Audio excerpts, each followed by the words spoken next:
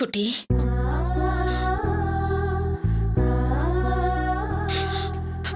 போயிட்டு வரட்டுமா?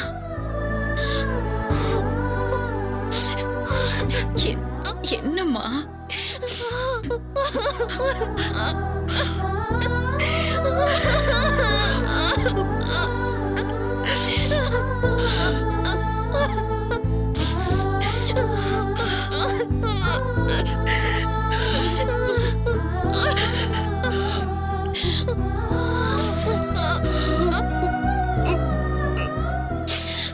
அம்மாடி, அழக்கூடாது. இனிமே இதாம்மா உன் வீடு. இங்க இருக்கிறவங்க உன் வீட்டு மனுஷங்க. இனிமே இவங்க தான் உனக்கு எல்லாமே. தெரிஞ்சோ தெரியாமலோ என்னைக்கோ ஒரு நாள் இவங்க பெருசா இல்லடா பெருசா ஒரு பேச்சு வந்துச்சுன்னு வச்சுக்கேன், சத்தியமா சொல்றேன் குட்டி, உனக்கு இவங்க தான் அம்மா பெருசு. அம்மா, ஏமா இப்படி எல்லாம் பேசுறீங்க?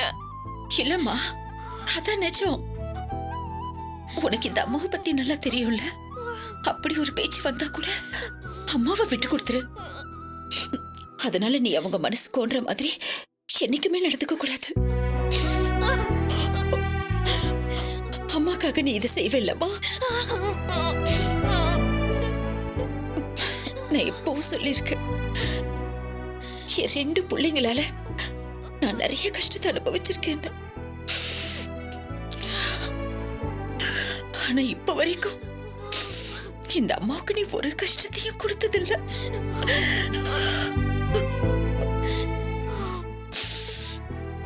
இதே மாதிரி நீ கடைசி வரைக்கும் இருக்கணுமா?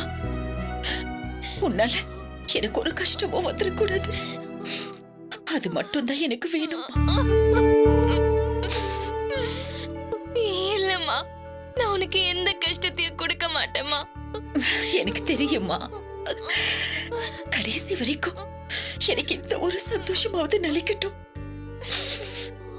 என் குட்டியால எனக்கு ஒரு கஷ்டமும் வந்ததில்லைன்னு நினைச்சு நிம்மதியான கண்ணை மூடணும். அது ஒண்ணு போதும் எனக்கு. அது ஒண்ணு போதும் குட்டி.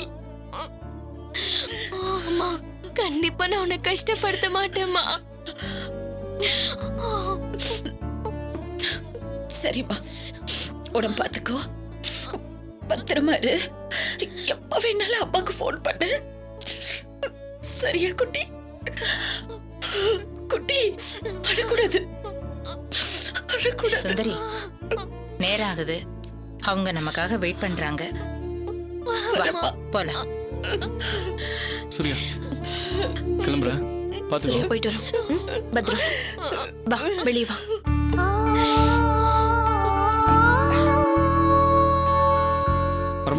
வாங்க நட்ராஜ், வரேங்க. கிளம்பிட்டீங்களா? போயிட்டு வரேன். வாங்க. போயிட்டு வரேங்க. வாங்க சம்பந்தி. வரேங்க மாப்பிள்ள. வரேன். வாங்க. போயிட்டு வரோம். என்ன நீ அழுத அவள அழுதுட்டு இருப்பா. வா வா சுந்தரி, வா. குட்டி, வரேம்மா. வா சுந்தரி.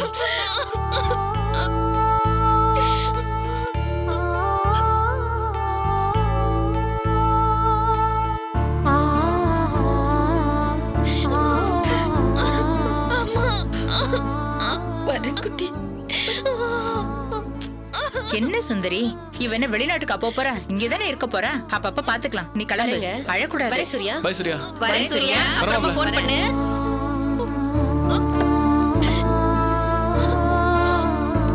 எல்லாருக்கும் போயிட்டு வரோம். சரிங்க.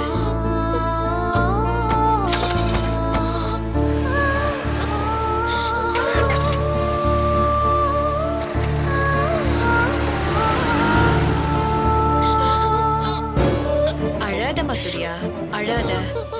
அழாதன்னு சொல்றேன்ல. வா, வாங்க. உள்ள கூட்டு. வா.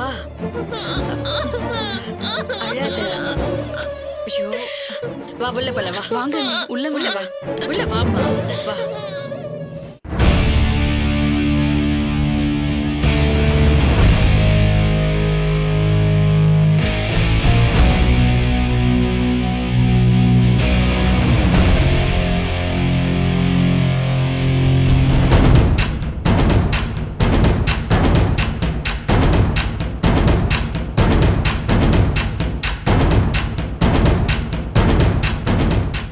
எதுக்கு எதுக்குண்ணே கவலைப்படுறீங்க?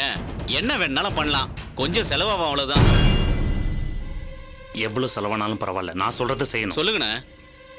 என் ஒய்ஃப் இன்னொருத்தனை கல்யாணம் பண்ணிக்க போறான். அந்த ஆளை தூக்கணுமா? அவனை தூக்கிட்டு வந்து நம்ம என்ன பண்ண போறோம்? அப்போ அண்ணியை தூக்கிடலாமா? உங்க அண்ணியை தூக்கிட்டு வரதுக்கு நான் பணம் செலவு பண்ணுமா? அண்ணே, உங்க ஒய்ஃபை தானே அப்படி மரியாதையா சொன்னேன். அவ்வளோலாம் சிரமப்பட வேணாம். என் குழந்தை அவகிட்ட இருக்கு, அதை தூக்கிட்டு வரணும். இது சப்ப மேட்டர்ண்ணே, இதுக்கான இவ்வளவு பில்டப். அட மாங்கா, இப்ப யார் என் குழந்தைய தூக்கினாலும் என் மேலதான் பழி விழும். நீங்க தூக்கலனாலும் உங்க மேல தானே விழும். அதுக்காக தான் யோசிச்சுட்டு இருக்கேன்.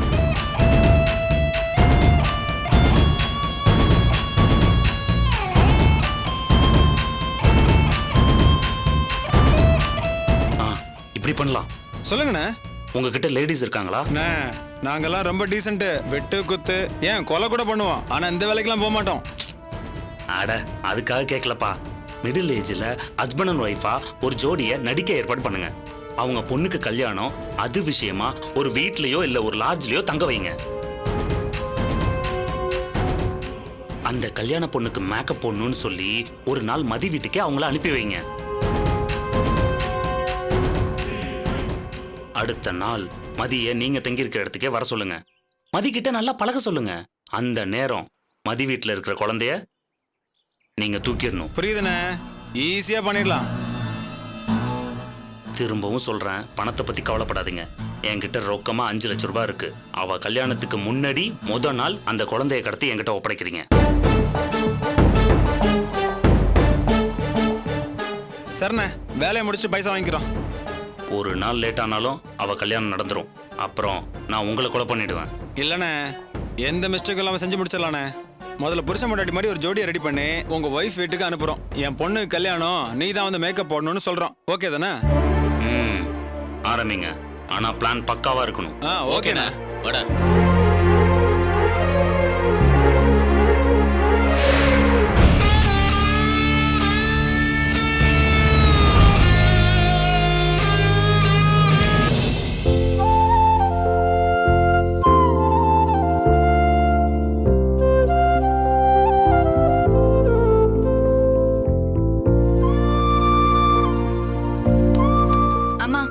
பூஜை ரூம் கூட்டிட்டேன், அது கூடமா நான் தொடக்கிறேன். பரவாயில்லம்மா, நான் பாத்துக்கிறேன். நீ வேற வெளியே பாரு.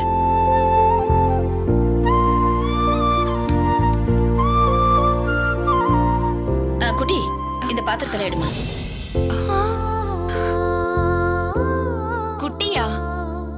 என்னம்மா, சூரிய ஞாபகமாவே இருக்கியா? அம்மா, இனிமே எல்லாத்துக்கும் குட்டி குட்டின்னு சொல்லிட்டு இருக்காத. அவ கல்யாணமாகி புருஷன் வீட்டுக்கு போயிட்டா. இனிமே மதின்னு சொல்லி பழகு. ஆனா எத்தனை நாளைக்கு? இன்னும் கொஞ்ச நாளைக்கு தானே, அவ்வளவுதான்.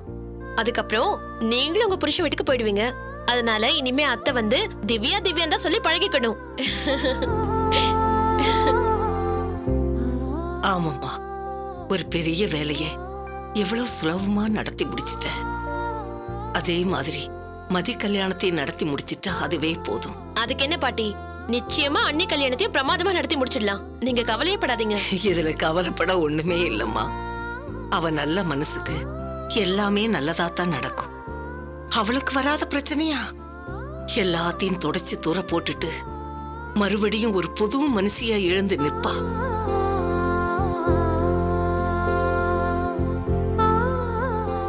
துறை இவள நடு ராத்திரியில வீட்டை விட்டு துரத்தி அனுப்புறப்போ நண்டு நத்தையுமா 3 பிள்ளைங்களையும் கூட்டிட்டு அந்த நேரத்துல வீட்டை விட்டு வெளியே போனப்போ நான் கூட திமிர் எடுத்து தான் வெளியே போறா போலன்னு நினைச்சேன். அவ ராத்திரியில வீட்டை விட்டு வெளியே போனதால இன்னை வரைக்கும் அவளுக்கு ஒரு விடிவு கிடைக்கலன்னு நானே நொந்து போயிருக்கேன்.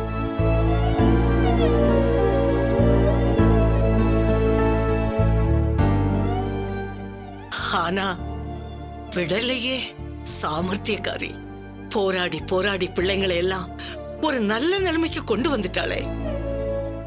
இதோ அடுத்து மதியோட கல்யாணத்தை முடிச்சிட்டான்னா அவ்வளவுதான். எனக்கு இவ்வளவு வயசாகுது, இவ்வளவு மாதிரி ஒருத்திய என் வாழ்க்கையில நான் பார்த்ததே இல்லம்மா. அசோஷ், என்னங்க அத்தை, நான் அப்படி என்ன பெருசா செஞ்சுட்டேன்? பிள்ளைங்களுக்கு செய்யறதெல்லாம் ஒரு பெரிய விஷயமா? பாத்தியா, இதான் அவ மனசு. பின்ன என்னங்க அத்தை, அதெல்லாம் சொல்லி காமிச்சிட்டு இருக்க முடியுமா? நம்ம பிள்ளைங்களை வளர்க்கறதுக்காக நம்ம கஷ்டப்படுறோம், அவ்வளவுதானே. இதுல என்ன இருக்கு? சும்மா இருங்க அத்தை, எவ்வளவோ இருக்கு. உங்களை மாதிரி எல்லாருமா நினைக்கிறாங்க. அவங்க அவங்களோட சந்தோஷத்துக்காக பிள்ளைங்களை எல்லாம் ஒரு பொருட்டாவே மதிக்கிறது இல்ல. இந்த காலம் அப்படி ஆயிடுச்சு. அவங்களுக்கு மத்தியில நீங்க ஒரு தனியாளா இருக்கீங்க பாத்தீங்களா, அதான் எங்க அத்தை சுந்தரி அத்தை. என் மாமியார் என்ன புகழ்ந்தது போதும் திவ்யா, மருமக நீ என்ன புகழாத. நல்லது பண்ணும்போது நல்லது பண்றீங்கன்னு சொன்னதானே நல்லா இருக்கும். உண்மையிலேயே சொல்ற அத்தை, நீங்க பெரிய சாதனை பண்ணிருக்கீங்க. அண்ணி கல்யாணத்தை முடிச்சதுக்கு அப்புறம் இதுக்காகவே உங்களுக்கு ஒரு விழா எடுக்கலாம். ஐயோ, ஆள விடுமா.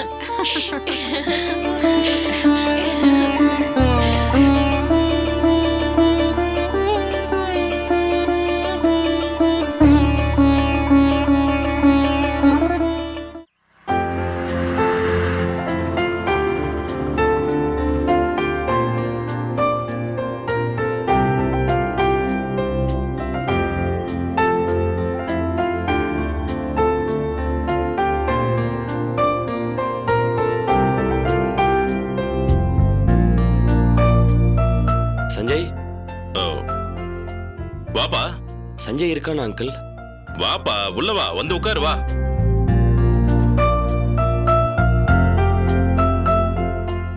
சஞ்சய், இதோ வரேன்பா. டேய் சஞ்சய். அப்பா. வா கார்த்தி, எப்படி இருக்க? நான் நல்லா இருக்கேன் சஞ்சய். ரொம்ப நாளாச்சு பார்த்து. பாப்பா கார்த்தி, எப்படி இருக்க? அம்மா என்ன சாப்பிடுற? Tea coffee? இல்லாண்டி நான் வரும்போது தான் சாப்பிட்டு வந்தேன். என்னப்பா நீயும் நம்ம வீட்டு புள்ளதான், என்ன வேணும்னு கூச்சப்படாம கேளு. ஜூஸ் கொடுங்க. ஹீரோ எடுத்துட்டு வரேன். அப்புறம் வேலைலாம் எப்படி போயிட்டு இருக்கு? எல்லாம் நல்லா போயிட்டு இருக்கு அங்கிள். அதுக்கப்புறம் உங்களுக்கு எந்த பிரச்சனையும் இல்லையே? எனக்கு என்ன பிரச்சனை? நான் காலையில எழுந்ததுல இருந்து படுக்க போற வரைக்கும் பிரச்சனைகளே பார்த்தவனாச்சே. அதனால பிரச்சனைக்கெல்லாம் பயப்படுறதே இல்லப்பா. என்ன கார்த்தி, தேனுகிட்ட பேசுனியா? Sorry uncle. ஆடா. Excuse me uncle. பாடா. அப்பா, கார்த்தி ஏதோ என்கிட்ட தனியா பேசணும்னு ஆசைப்படுறான். பேசிட்டு வந்துடுறேன். போய் பேசிட்டு வாப்பா. ஏன் நீங்க எங்களுக்கு ஹெல்ப் பண்ண மாட்டீங்களா? என்ன பிரச்சனைன்னு சொன்னா ஹெல்ப் பண்றேன். ஏய் சும்மா இருடா. நம்ம கார்த்தி தேனுவை லவ் பண்ற விஷயம் உங்களுக்கு தெரியும்ல? கார்த்தியும் தேனையும் பீச்ல போலீஸ் கிட்ட இருந்து நான் தானே காப்பாத்துறேன். தம்பி, நீ பதட்டப்படாத. என் புள்ள கவிதாவை லவ் பண்றேன்னு சொன்னா உடனே கல்யாணம் பண்ணி வைக்கலையா? நீயும் காதல் தானே பண்ற, கொலையா பண்ற? இந்தப்பா, இந்த ஜூஸ் குடி. குடிச்சிட்டு உனக்கு என்ன உதவி வேணும்னு அங்கிள் கிட்ட கேளு. அங்கிள் கண்டிப்பா செய்வாரு. என்னடா இப்படி மாட்டி விட்டுட்ட? டேய், நாங்கெல்லாம் ஃப்ரெண்ட்ஸ் மாதிரி. எதுவா இருந்தாலும் எங்ககிட்ட மறைக்காம சொல்லு. தேவேந்திரன் ஏதாவது பிரச்சனை பண்றானா?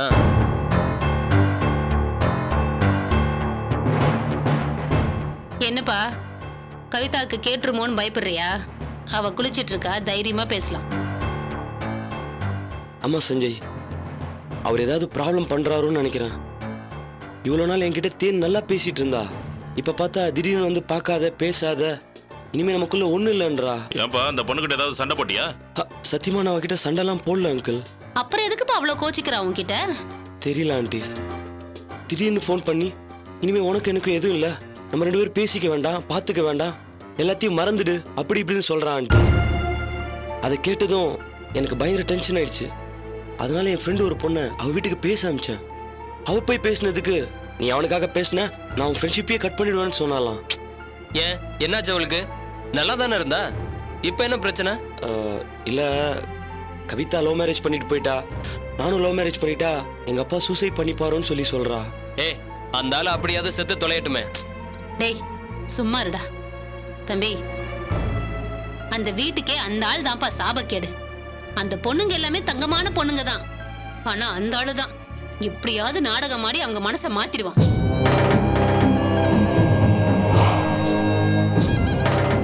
இப்போ பொண்ணுங்க ஒரு வயசுக்கு மேல வளர்ந்துட்டாங்கன்னா கல்யாணம் பண்ணி கொடுத்து புருஷன் வீட்டுக்கு அனுப்பணும். அதை விட்டுட்டு வீட்லயே வச்சுக்கிட்டு அவிச்சு திங்க போறானா?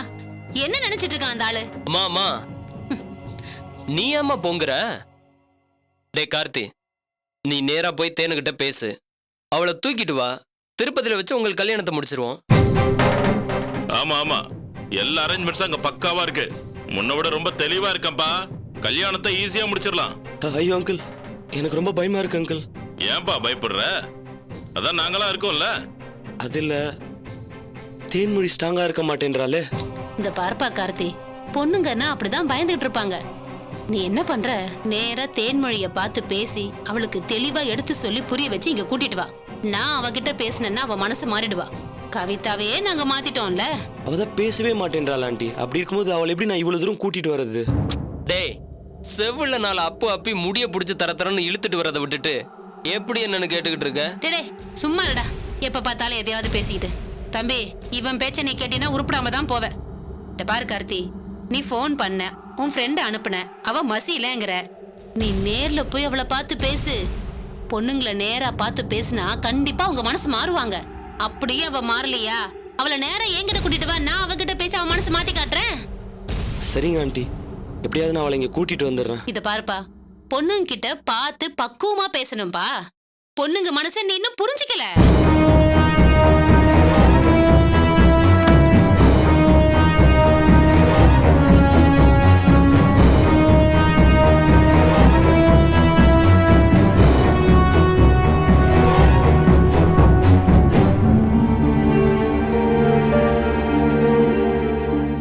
வா கார்த்தி. என்ன கவிதா, குடும்ப வாழ்க்கைலாம் நல்லா சந்தோஷமா போயிட்டு இருக்கா? போயிட்டு இருக்கு. எப்படியோ உங்க கல்யாணத்தை சக்சஸ் பண்ணி காமிச்சிட்டீங்க. My best wishes. Thank you. நாங்க சக்சஸ் பண்ணது இருக்கட்டும், உன் கல்யாணத்தை இப்ப சக்சஸ் பண்ண போற. ஏன் கார்த்தி, என்னாச்சு? என்னாச்சுன்னு அவனை கேட்டா, உன் தங்கச்சி தான் அவனுக்கு அவ்வளவு ப்ராப்ளம் கொடுக்குறா. என்னவா அவளுக்கு? என்னவான்னா, இனிமே என்ன பார்க்காத பேசாத, நமக்குள்ள ஒண்ணும் இல்ல அப்படி இப்படின்னு சொல்லியிருக்கா. ஏன், நல்லா தானே இருந்தா? நல்லா தான் இருந்தா, ஆனா திடீர்னு என்னாச்சுன்னு தெரியல. இனிமே எதுவுமே வேணான்னு சொல்றாளாம். சத்தியமா நான் அவளை எதுவுமே சொல்லல. உனக்கே தெரியல கவிதா, நான் அவன் மேல எவ்வளவு பாசமா இருக்கேன்னு. சட்டுன்னு அவ அப்படி சொன்ன உடனே மனசு உடைஞ்சு செத்து போயிடலாமான்னு தோணுச்சு. கார்த்தி, வாயை மூடு. ஏன் இப்படிலாம் பேசுற? ஏங்க, உங்க போன் கொடுங்க. இந்தா.